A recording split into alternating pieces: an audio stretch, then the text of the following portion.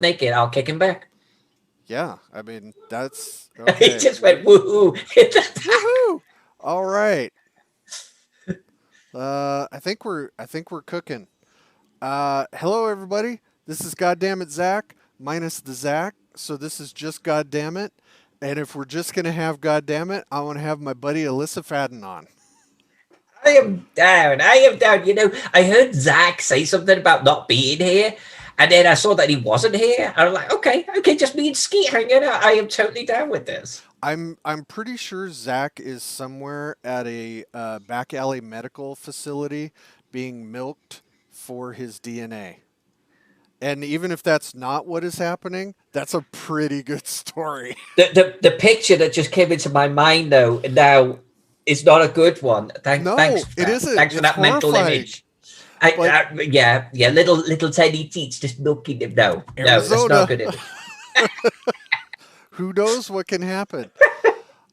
For the three people who don't know who Alyssa Faden is, she's a fantastic cartographer, artist, RPG game runner, um, Roman empress. Um, Womanophile, yeah, history buff, miniature everything. painter. Yeah. Oh, yeah. I've got a whole add-on to the story about the miniatures. I contacted the company and they refunded me.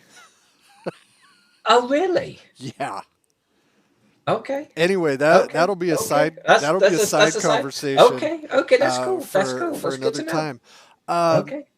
as some of you may know, if anyone, oh, Jim's there! Yay! Hi, Jim. Um, that just totally threw me off. Okay, so fans of the show and even people who have just heard it know that Zach and I do a small publisher seminar anytime we can get a convention organizer to let us babble for 2 hours. And one, Alyssa has been on the panels. She has given us great advice. She's given us great insight. My son is starting to want to learn how to do digital art. Okay. And one of the questions that I had is where to even start. Um, and Alyssa is currently set up more specifically for cartography, which I thought would be a great way for other people who are interested in drawing maps to get to square one. Like as someone who is amazing at what they do in RPGs, what would your we'll just start with some general advice for someone else who wants to follow in the Alyssa's huge footsteps of being a cartographer in RPGs. What would you say to somebody who comes up to you at a convention and says, "I loved your seminar. I loved watching you draw maps. How can I start? Do I need to have a certain digital setup, or can I just draw maps and scan them? What are you going to tell You, you somebody?" know, drawing maps or drawing more illustrative, conventional artwork. I'm going to say my response would be the same every time. By the way, everyone in the chat, love you all. Thanks for being here. Um, so honestly, if someone approached me, the first thing I'm honestly going to say is, "Oh, do you have your book with you? Do you have any examples with you? Because I want to see them." Anyone that's going to draw, doesn't matter if it's maps or something else. Just draw. It doesn't have to be even for anyone else. Just I know that the likes of Alyssa, for example, has like a little notebook. She's constantly sketching all of the time, digital or otherwise. And I did the same with my maps. I drew dozens and dozens and dozens of maps for myself, not for anyone else. Sometimes completely, even partially finished. I just would doodle constantly. Yeah. So I think that's where you start, right? You have to be. I want to say you have to be a doodler.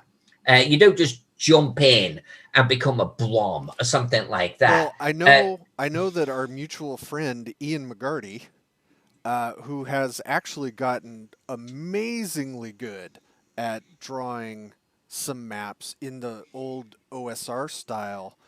And that's exactly how he started. We would be sitting around the table. It popped in my head. I would just see him doodling little maps, or back in the olden days when you played D&D, Thank you. you actually had to. Where's mine, Jack? You actually had to map Yes. the dungeon as it was being described to you. So that is an art form, and it's been kind of lost because with the online tools, some people don't have that. But I think it's great for you to tell people to just have a notebook and doodle. Well, and so the whole notebook thing, I guess let's take the notebook out of it just temporarily, because there are pads and stuff that you can get to draw Right. on nowadays that are very cost accessible. So it doesn't really matter what your medium is, and we can talk about that a little bit more in a moment. The point is, be drawing. Be drawing something all of the time. Just hone your skills, practice, draw the subject matter that you like to draw. Mine happens to be maps. But look at Keelan. Keelan does fantastic work. He didn't just jump into this 6 months ago. There's a dude that just constantly draws and doodles all of the time. Yeah. And I think that's what you've got to do. It's partly, literally exercising that little artistic bug, exercising your skills, but also, figuring out what works and maybe what isn't working. Constantly be drawing and doodling and noodling. All of the time. I think that's got to be expected, right? And so my understanding would be from that your son likes to draw. Yes. Now, the whole, how do I then convert this to digital? How do I get into digital? And again, I'm not going to get into drawing for someone else or what happens next. We could talk about that a little further down the road here. But there are some very affordable means to take an ink on paper approach and do it digitally. Not only are there free programs and the likes nowadays, but the pads that are out there, ranging in all sorts of different makes and models. So I'm not going to necessarily recommend one. Right. You can get a small pad that you can actually draw on with a pen that comes with it. So maybe it's an optional extra. And it probably comes with a program. I think the Apple pads, for example, do. And just fire up that program, get the pen, and do what you would normally do, ink on paper. You can start to doodle. And I'll tell you what, it's actually more forgiving because it is digital. You screw up, doesn't matter. You can do a take back, you can erase it. And it actually makes you a better artist because you're more willing to go out there and experiment. When ink on paper, stretch a little bit. You can. It's free. And I say that as someone who absolutely has been ink on paper for decades, and screwed up. I mean, I've screwed up maps from inking the wrong label on something and gone, oh God, okay, well, that's the wrong word. But too bad, because it's on there now, actually spilling milkshake on a map right at the end. I've done that one too. And too bad, that map's now ruined. Oh, and you've thrown it across the room. I've done that. Digitally, so you're saying your milkshake was bringing the map to the yard?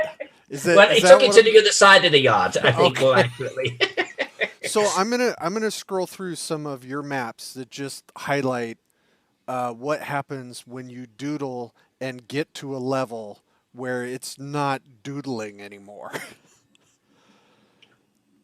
But please, that one was ink on paper, by the way. That you've got on the screen there. That was done for Jim Pinto, Post World Games, and it's a sandbox campaign setting that is systemless. It's King for a Day was the project name, and even though I did it probably 8 years ago, it's one of my favorite maps ever. It's gorgeous. That top-down style is one of my favorite styles, and it doesn't get the visual recognition that, let's say, the Lord of the Rings style gets, but I love it. I love that top-down look. It looks almost like a hand-drawn Google Maps, and I adore it. Yeah.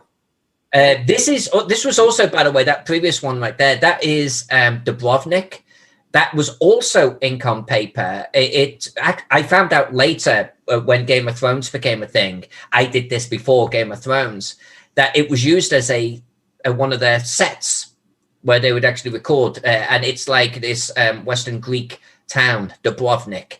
And I had Google Maps up to one side, like on my phone, I think, or a laptop or something, and it was before I was drawing digitally, and I was like drawing what I saw, ink on paper, right down to the little boulders in the water. But I deleted, or I removed, so to speak, I ignored all of the outer Dubrovnik, which is more modern, just so I can try and get this more medieval feel. Yeah, I mean, and the color choices make a huge difference in this. Oh yeah, yeah, and I've had so talking about that, be willing to try something and screw up. I have maps that I've actually done recently where I have actually hated the coloring on it, and I'm not going to name the maps, but like I look at it and I was trying something and it didn't work. Sometimes I'll try something and it does work. So I think you've got to be willing to experiment, just all of the time. This is one actually where I didn't think the coloring did not come out as I wanted it to. I was trying to do something that felt like an Icelandic fjord, and I actually pulled up photo references for coloring purposes. And I think that, by the way, you can do that too, regardless of your medium. Pull up photos and like you can. I was going to ask you if you have something, if you ever just have something similar to what you want to draw. So like an artist using a model. I mean, do you bring up other images so you can get in the right vibe for it? So. Oh yeah, 100%. I mean, I'm going to guess without talking to her that Ola, for example, is always looking at forms and how like body parts, hold and shape, and I know that artists that are drawing, humanoid composition pieces are studying that all of the time, and I think you've got to. I do the same with land masses and such. I go off and I look at real world maps. I look at different types of coastlines. And if I'm looking at fjords, I actually went off and looked up different fjord area maps just to get a general feel for how they are shaped. So far, the advice is draw, doodle all the time. Be willing to stretch and make mistakes, and look at similar images. Yeah, without a doubt. I mean, John Wampler in the chat actually said that he uses like little postcards and pencils. That's a valid way of doing it too. By the way, he's an incredibly gifted cartoonist, and I was a cartoonist at school. Dial that. I love his artwork. I love his style, and I was everyone thought I was actually going to grow up to be a cartoonist. I did the school cartoon that would be up on the wall and everything that everyone would read every day. I was a big cartoonist, and I love anyone that can draw cartoons in a big way. That is one style, right? And I'm betting that he's, even to this day, studies like what other people are doing or what he's done. And is critical of his own work. I think you have to be critical of your own work. I think you have to be able to try something, sketch it down, look at it honestly with a fresh pair of eyes, decide what's working on that, what's not.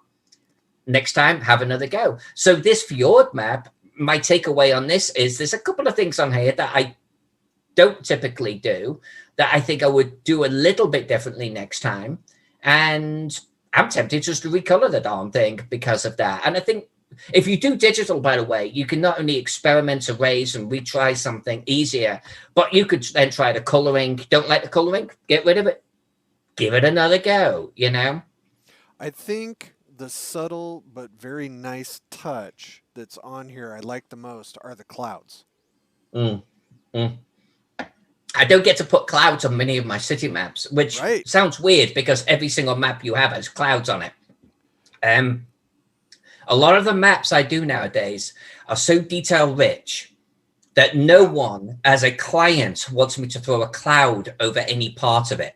Right. But these maps, you can get away with it.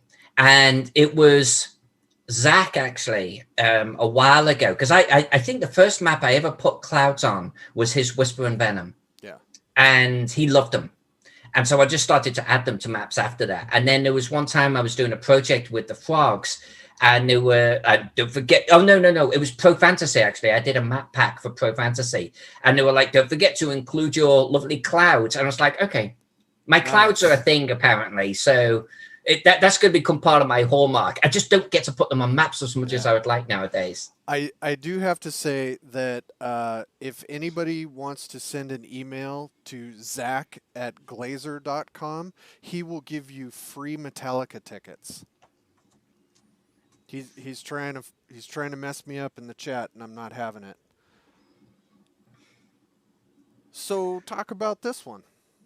That is one of my older maps. I did that one. I want to say I did that one about 14 years ago. It's not one of my older maps, but it's based on one of my oldest maps ever. And I decided I was going to destroy the original city, which is the southern part there, and do this modern or more modern city that has grown off the ruins of the previous city.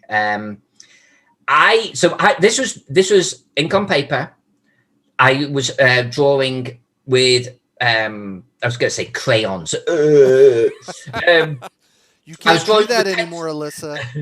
I was coloring me and a crayon. That's exactly what it's going to look like. I was coloring with pencils. I wanted to experiment with pencils. So this is a perfect example of being willing to go out there and just try something, And it came out okay. I ended up going digital, where I feel like I could experiment more and grow much quicker. But it was my only experiment with pencil coloring.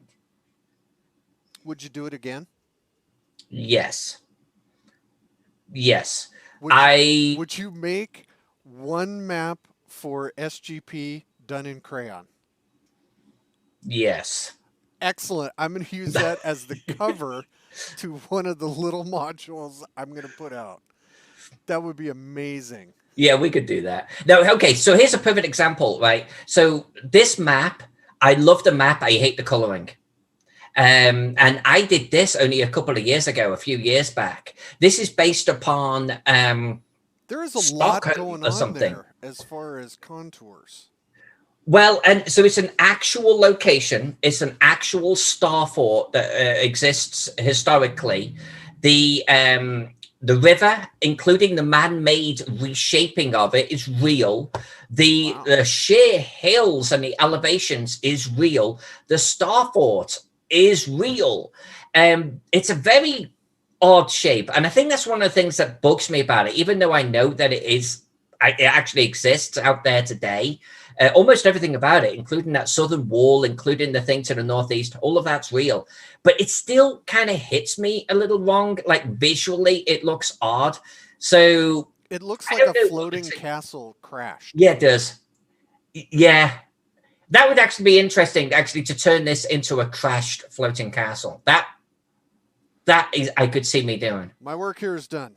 That would be actually kind of cool. Fuck off. You get 40 minutes of your life back. No, I'm just kidding. Yeah, no, that would be kind of epic. And that would give me a good excuse to recolor this one. I don't know what exactly I was going for on this. The visual reference I had, one of the things I struggle with, Skeet, is if something is really just all green, I'm 50-50 with the result.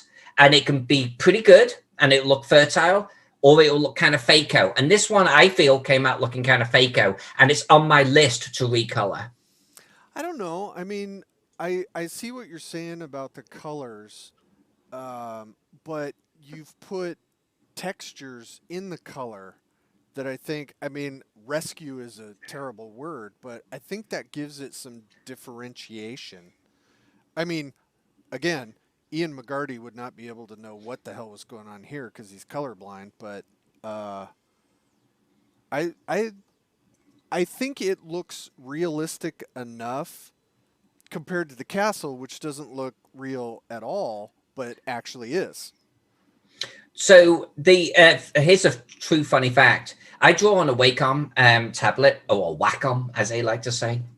And I found out after this map that the color balance on it is completely off. Like Oh, it's fantastic. off. Yeah, and I only found that out because I bought a new monitor, a better monitor that became my primary, and I was actually trying to do an old school blue map, and I was doing it on this Wacom, and I just happened to drag it off to one side to the new monitor, and the blue was completely different. I was like, whoa, whoa, whoa, what? And I dragged it Oh, between the two, and like, so I've got a line between yeah, the monitors, and this was one color. This was a completely different freaking color.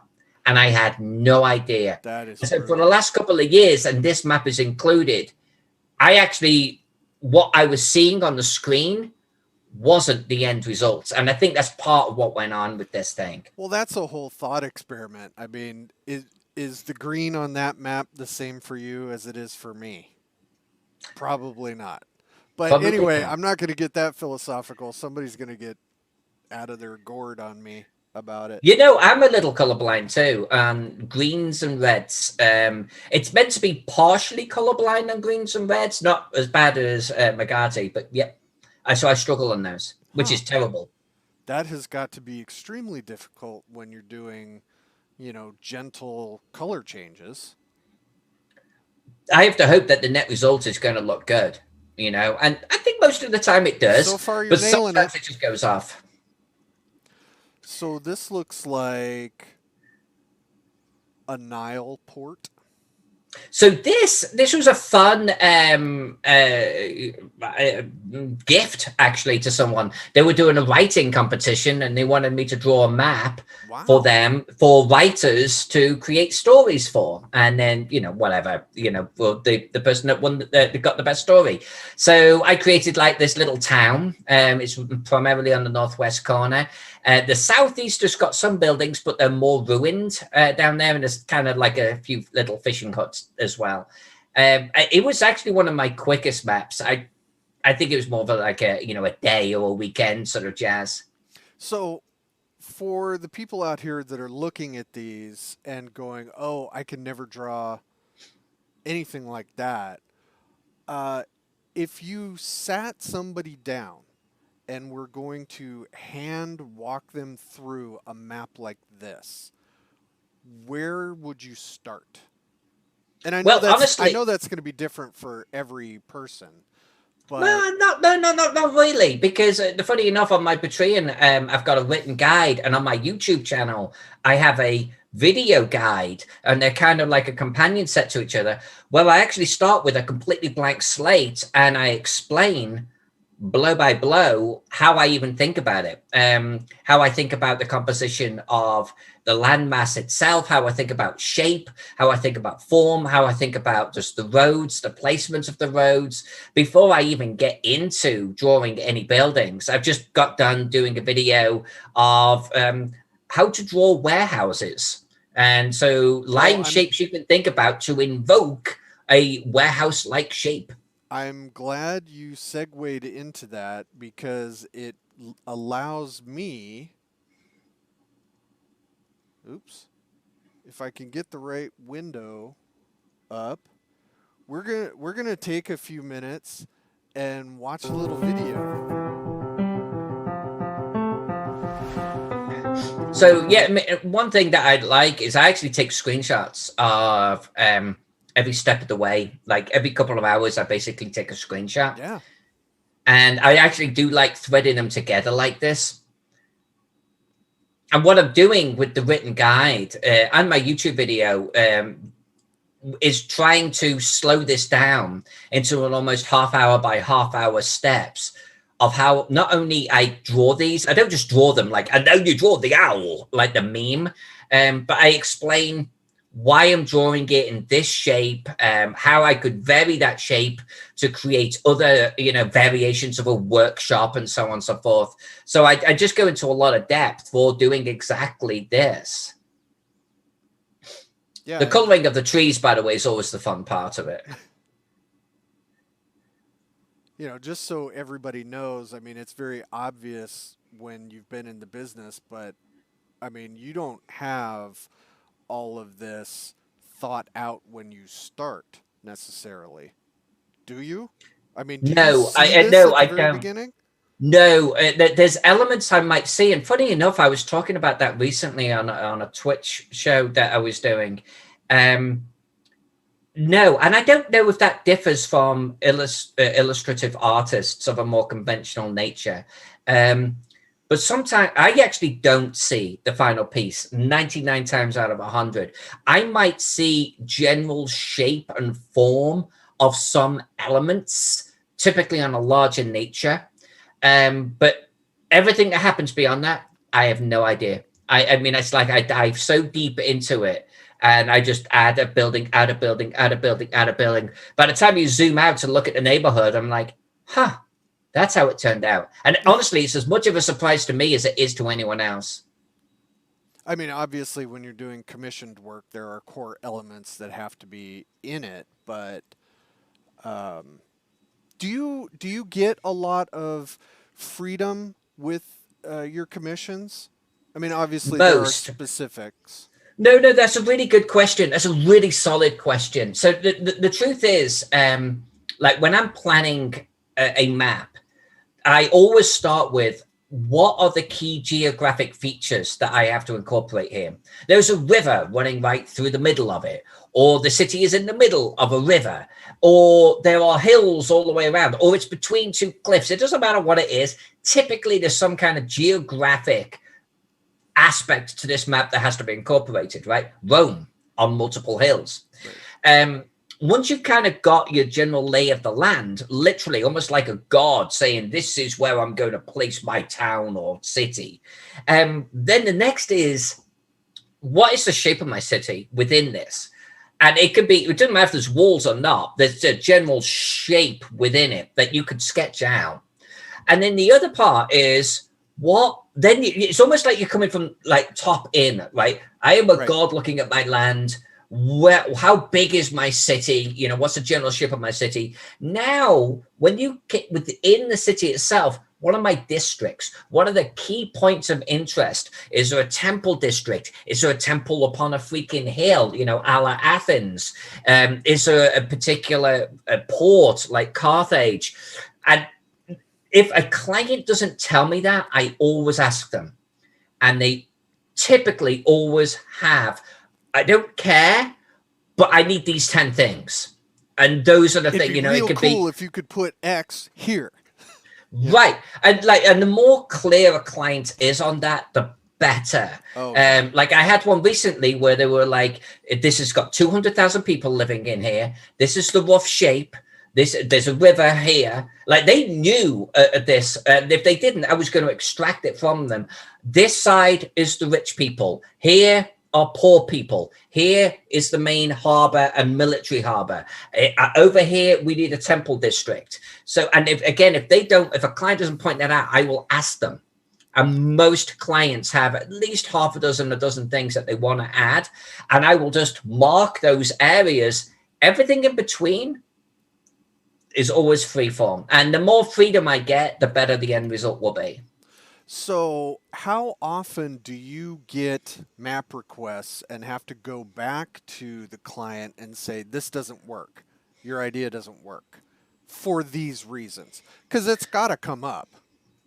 No, and it does. And it happens probably, honestly, let's say 25-50% of the time. So I kind of want to answer that in two different ways. And I'll use the recent example of Age of Antiquity, actually, which is a big, huge map. 200,000 people are going to live there. It's going to be a 4-page fold out. It's going to dwarf Gaxmore. It's going to be a big map. And that's my summer project right there. They're the ones that actually had a firm idea about what they wanted to see. Mm-hmm. But when I actually positioned certain elements, certain things weren't working. But I could start to think about it. It's almost like, you know, like if you're a traditional artist and the customer asks you, I want to have like the woman looking over her shoulder with a sword like this, you know, and they start describing a posture that the human body can't do. Right. And I think, you know, there's a lot of good artists out there that would go back to the client and say, look, this is the more natural form about what you're trying to get, but you're going to have to make some changes here because otherwise her spine would crack. Right. Well, it's the same with maps, and I've found so far every single client is open. If you go, look, so this is the harbor. I did draw it as the Carthage harbor, but I feel like the end of it should be a little bit bigger because it feels a little bit more substantive, a better sort of balance to the whole map as a whole. And I put it on a slight angle on this one and I moved it slightly. They're always like, okay, yeah, makes total sense. Like I've never had a client say, I don't care, put it back how I had it. And you are you are able to do this because you do it digitally, correct? I mean, that seems like it would be significantly harder for pen and ink just doodling. Yes and no. The map that you're looking at right there was done pen and ink. Most of the maps you've actually seen today were pen and ink. What you do is you just start with a pencil, Jim Wampler style. Pencil on paper, you can like sketch things out. And honestly, that's how I started. Same principle. Blank piece of paper, sketch out the key location, sketch out the key wall shape. That all of this came from that. Get things kind of, okay, there's going to be a castle in the center, some outer walls, all with pencil, all really super rough, coastline here. And then I would start to ink in once I was happy with it. And I do a similar principle with clients right now. Like a client that doesn't know the shape of a city or even like the key geographic features, that's rare, but I've had it. Where it would be like, so tell me about your city. And I've genuinely had, well, it's been around for 400 years and there's a council of 3 in charge. First and foremost, don't care. What about the shape of the city? Right. Their closest ally is 200 miles away. Stop. Don't care. Move on. And their principal trade is wheat. And I've had this genuinely. And it's like, dude, think about the shape and the composition of your city and everything around it. And for that, I will actually do swatches. I'll say, what about this shape or this shape or this shape or this shape or this? And I'll do like 6 swatches and I'll do different elements around it. And I'll allow them just to pick and choose, but all basically with pencil on paper, And I've done that actually a few times when a client really doesn't know what it should look like. I'll give them ideas. And a lot of the time they go, I like number 2 with a land of 3, but can you do this and this and this? I'm like, and I've given them something visual to go off. By the way, I got that idea from a traditional artist that did a lot of artwork for Jack and I. And like, he's an incredibly gifted artist, so gifted that he went off and got a regular bloody job. God damn him. But he did great work. And he would take our description and he would do a swatch of sketches in front of us of different elements in each one. And Jack and I would go, well, we're like this, but with the belt of that and the sword of that and the pose of that. And his next round would be a much more cinched in version, but still not final. And I really like that approach. So when a client doesn't know, give them options, give them something visual to react to. I like that you made the point that you took something from a discipline that isn't cartography to just broaden your cartography toolkit.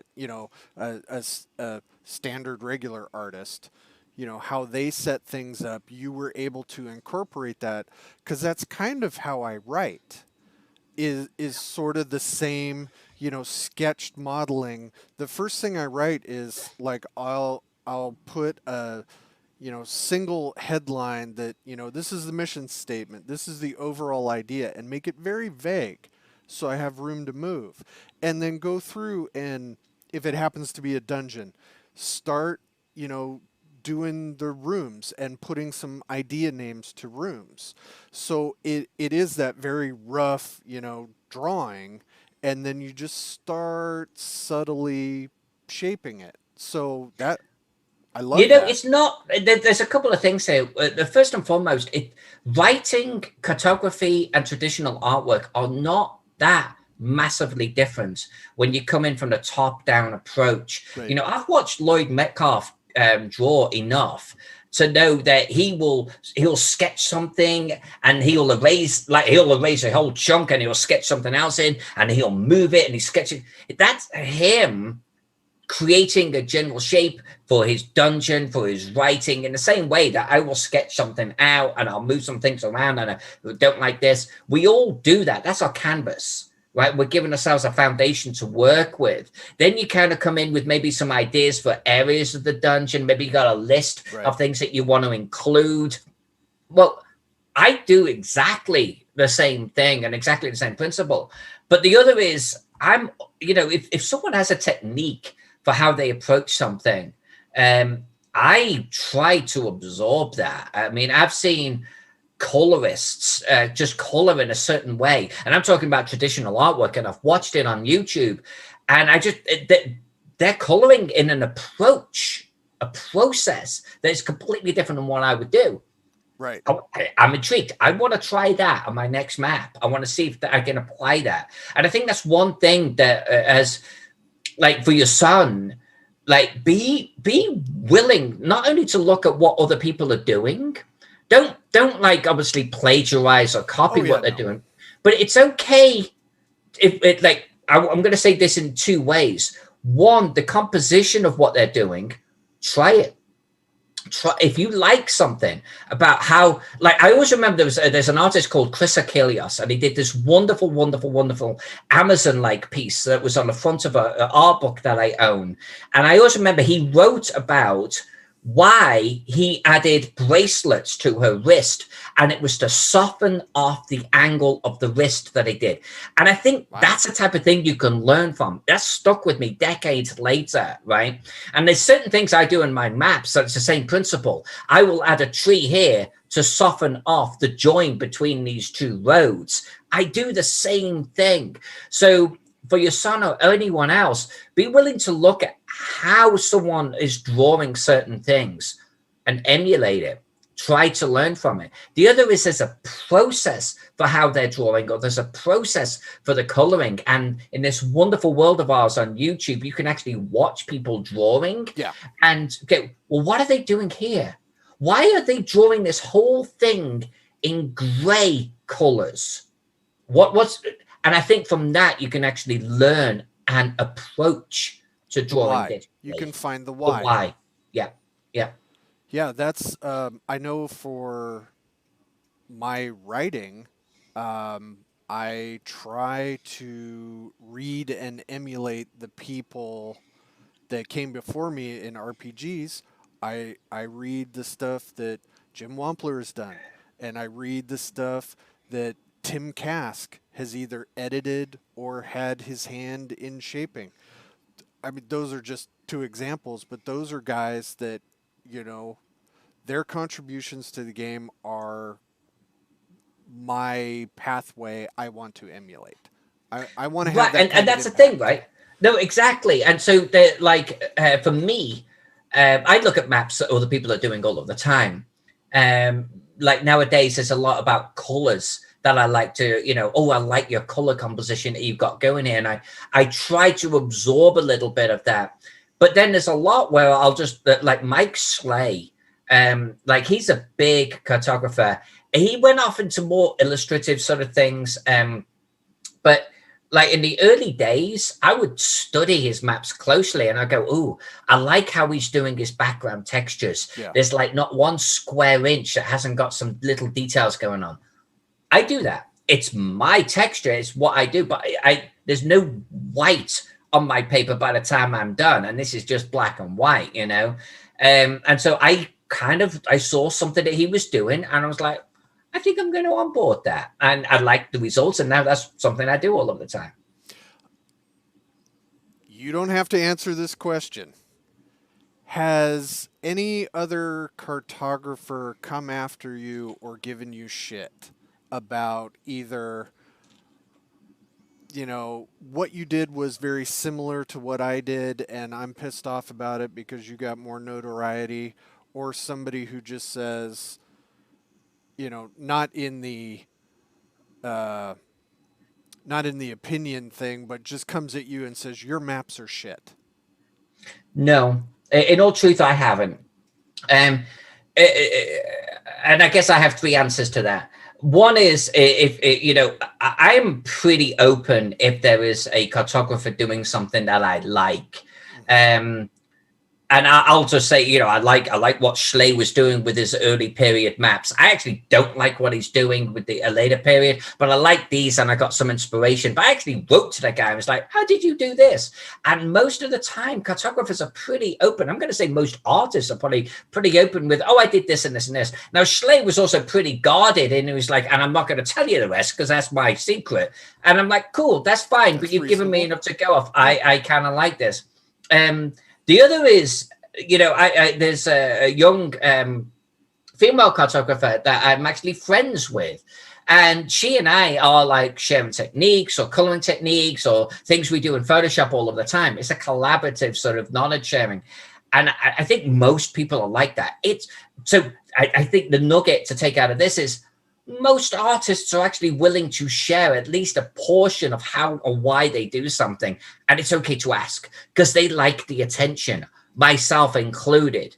And well, honestly, the fact that I'm doing a YouTube video series on how and why and how I'm thinking about drawing the city, I'm making it public. I mean, that says, look, guys, that I am an open book. Go for it. I want you to be able to draw maps. You know, I genuinely do. This is how I do it. If this can give you even 10% of something to run with, then I'm a happy camper. You know, that's just genuinely where I come from. I think because I'm like that, I don't think I can't imagine someone coming at me. I don't copy anyone, right? So no one's going to come at me and say, you're copying my style. I don't copy people's styles. I realized a while ago, and here's another nugget to learn. You have a style. You will develop a style, embrace it, and run with it and hone it. I have my style. And where I feel that there's a map that doesn't scream Alyssa Faden, I move on and I will create something else. You know, I've done maps that are fairly generic. The boat on the left there is a good example. It's just a canoe, you know, with an outrider on it. But that's it. I wouldn't say that's my style. Yes, I drew the planks of wood in there, but it's just a freaking canoe at the end of the day. City maps. This is what I was trying to get to, the boats. City maps and how I approach boats. That's my style. And no one's going to come at me for copying their style because I learned to embrace my brand and my brand of artwork. This is what makes me me. And quite frankly, no one draws a bloody city like I draw a city. Just no one. And no one puts details in their maps by hand like I do. That's my brand. That's what I do. I don't create maps. Would call that crazy. I was tagged as crazy when I entered my first art competition at the age of 12. But it took me several decades to realize that's part of my brand is the crazy. This is my surprised face. I want people to look at my maps and go, what the hell? That's part of what I want to capture. Every time I see one of your maps. That's what I want to do. What's going on? If I can't get that reaction, there's probably a map that I don't want to be drawing in the first place. And that's kind of why I lean towards certain things. But, you know, the takeaway from that is I realized what my brand is. I realized what my style is. And I want to play to that. And I don't do a map that's less than 40 hours. Most are 80 or 120 hours a piece. That's what I do. If you need a map done in 4 hours, there's plenty of people out there that do that. Go get them. I'm not interested. I want to be able to put something on this map where years later someone points at it and goes, is that a dolphin mountain? What the hell is that? And it's like, congratulations. Yeah, I added that. You know, I want to be able to add Easter eggs. I want to be able to add stupid level of detail. And I want to... Skeeter, I don't know if I told you this, but the art competition I won, I was probably about... Actually, it was middle school. Holy shit, I was middle school. So I was probably about 11 years of age. And it was like the city of Chester was doing an art competition for all of the schools to draw something that captured the city of Chester. And the city of Chester has got this history that goes back 2,000 years with no exaggeration because it was established by the Romans. No wonder I'm a Romanophile, right? Of course. Well, but it's got a lot about it that is, 100 years old, 200 years old, 300 years old. And we have this old clock that goes above Eastgate Street. And it's iconic. It is an iconic clock. It was like built 200 years ago or something like that. Eastgate Street clock. Well, you can guess what all of the kids were drawing. Was that effing clock. Over and over and over. Just everyone picked that. What did I do? I did the Roman Colosseum that we have in Chester. That is now a ruin. Jeez. But I drew it back in the day when it was whole, and I did it with all of the spectators in it. There were thousands of them. And I did it pencil, and then I did ink over the top. Thousands watching a gladiatorial competition going on. I was the only kid that did something like that. Yeah. And it was nuts. It was nuts. And I didn't realize it, but that really was the start of my style, because people would look at it and go, what the hell? And you've got all of these different facial expressions going on in the audience. That's what I want to do with maps, man. That was the birth of me, So let's talk about Tegel Manor and Easter eggs. What are some of the things that you can talk about that you hid in Tegel Manor? So okay, so or Bill highlighted Webb, because of the story. Well, okay, there's a couple of things. I mean, I'll just tell you the ones that are top of my head. Do you remember Expedition to the Barrier Peaks, and the word egg is written in to the one of the levels? Really? You're asking me that question? Okay, I'm going to take that as a yes. Okay. I love that. So I wrote Bill Webb in brick in one of the walls, and I don't even think he knows that. Jeez. But it's there. God. It's there on the map. Because just in the spirit of egg, right? Yeah. So Bill Webb is written into one of the walls, and there's no he doesn't know that. Like years from now, he might figure it out. Obviously, I've got the For a Good Time called Zach. Thank you for just assuming he doesn't watch the show. Hey, I appreciate. He doesn't watch you. He doesn't watch me. I'm not sure he even knows what YouTube is. Solid. So I've got For a Good Time called Zach, written in graffiti in the restroom in the outhouse, of course. I've got Zach's body holding his favorite role-playing game of all time in his hand, which will remain nameless. So nice. I've got dead Jen standing over him as a ghost. Those two bodies are also in Necropolis, by the way. They're going to be every map that I do for the frogs.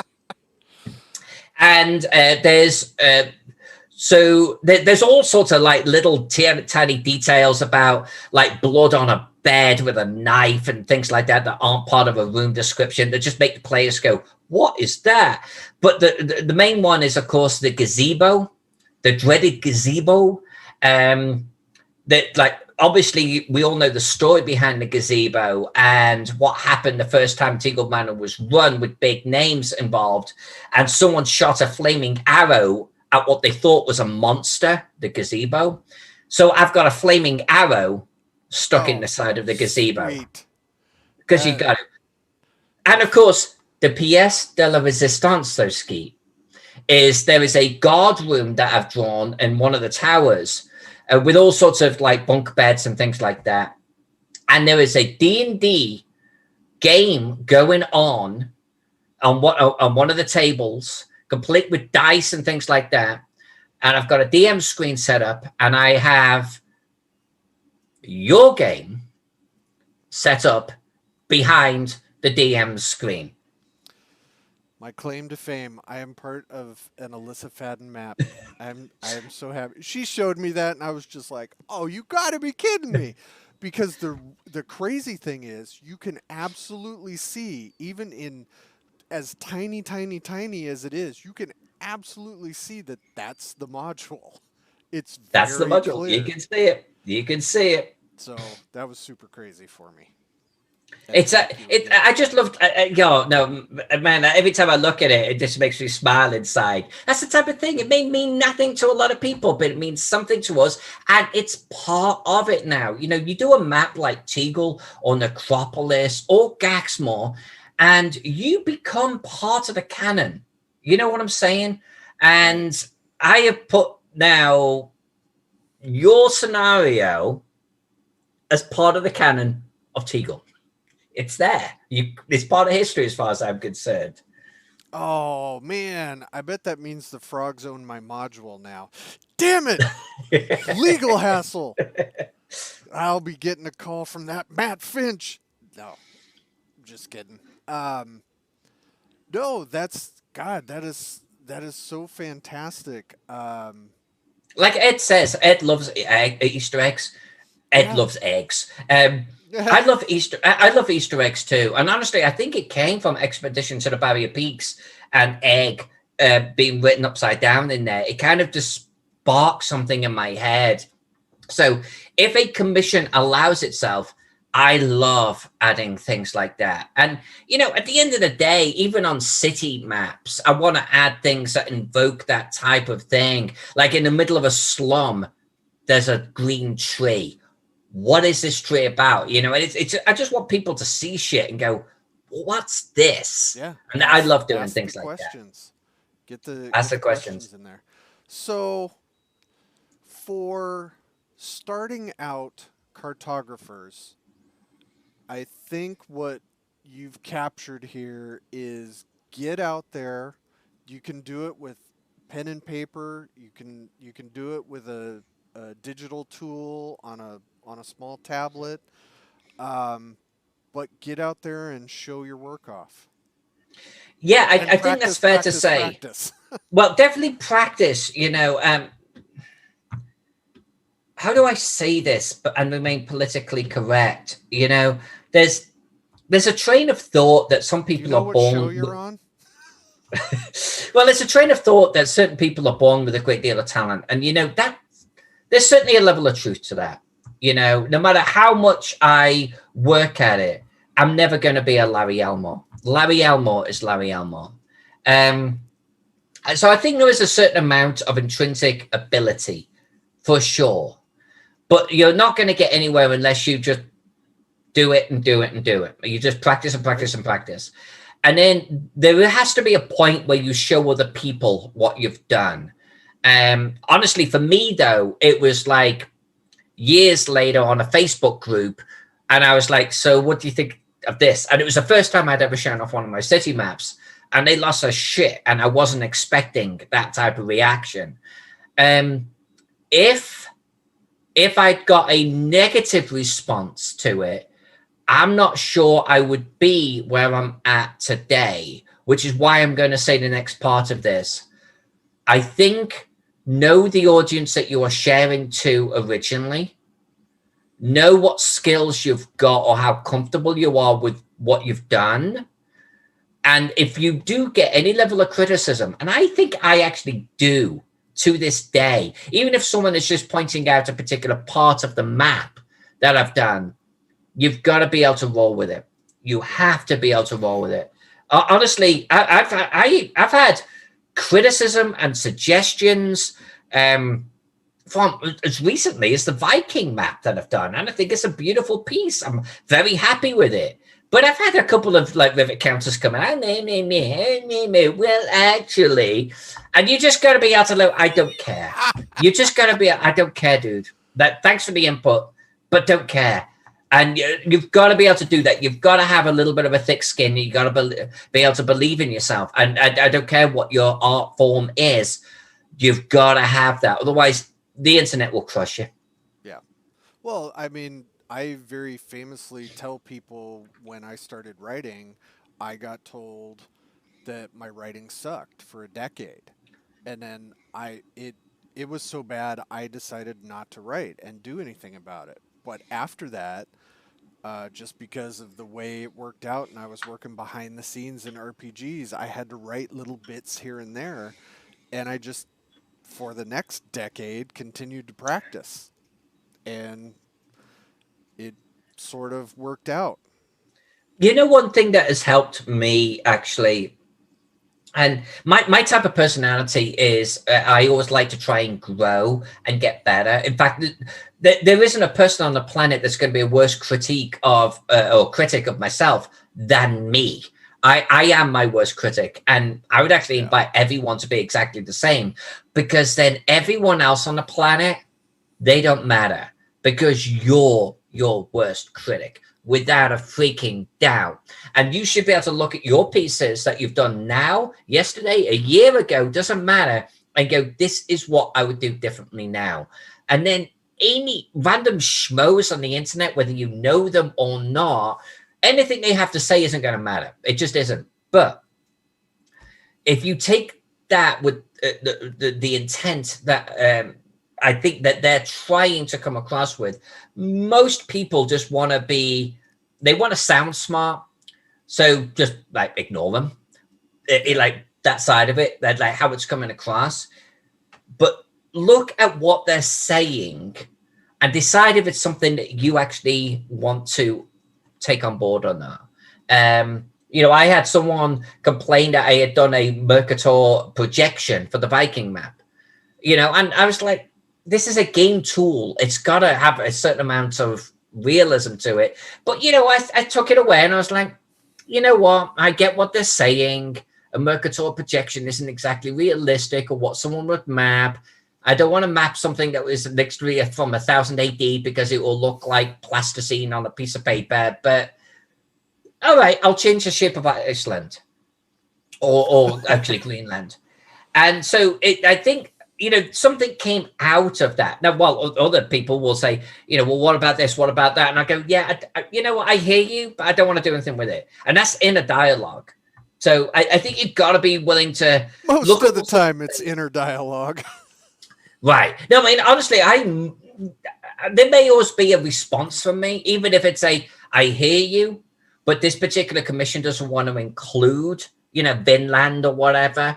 So, but there's other there'll be other things that I'll take on board, and there'll be other things where I'll look at it and go, yeah, I don't want to do that. And honestly, the Viking map has actually had quite a few suggestions wrapped around it, but I'm happy with what I'm doing, and you've got to believe in yourself. So it doesn't matter if you're painting a miniature or drawing a model or whatever else. You do it in the same way.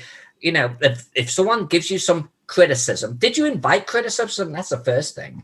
The next thing is just look at what they're saying and decide if you care about it or not. And it's going to go in one of three pigeonholes. Yes, I care about this. This is valid feedback. I'll come back to this tomorrow. I'll sleep on it. Maybe there's something I can take away from it. Or no, I don't care, and just throw it away and stop thinking about it. And you've got to be able to do that. Well, we are just about at our time limit, and that was an excellent way to wrap this up. In a 30-second elevator pitch, how would you tell a new cartographer what they need to focus on? Realize the type of map that you want to draw and be really good at. For me, it's city maps. That's my shtick. I will go to bat against anyone in the world on my city maps. Dungeon maps, not so much. World maps, not so much. Pick your thing and get really freaking good at it. That is awesome. Specialize. All right. Thank you, Alyssa. I appreciate you filling in for my wayward companion normally, who is again being milked in an alley somewhere in Arizona. I'm sure of it. We have AlyssaFaden.com. We have Alyssa Faden on Twitch. She probably has a YouTube. She's got a Jack running around somewhere. We haven't seen him yet. There's a ton of cats. And with all of this going on, she can still make the best city maps in RPGs right now. Thank you, Alyssa. Absolutely. Love being here anytime. Thank you, everybody in the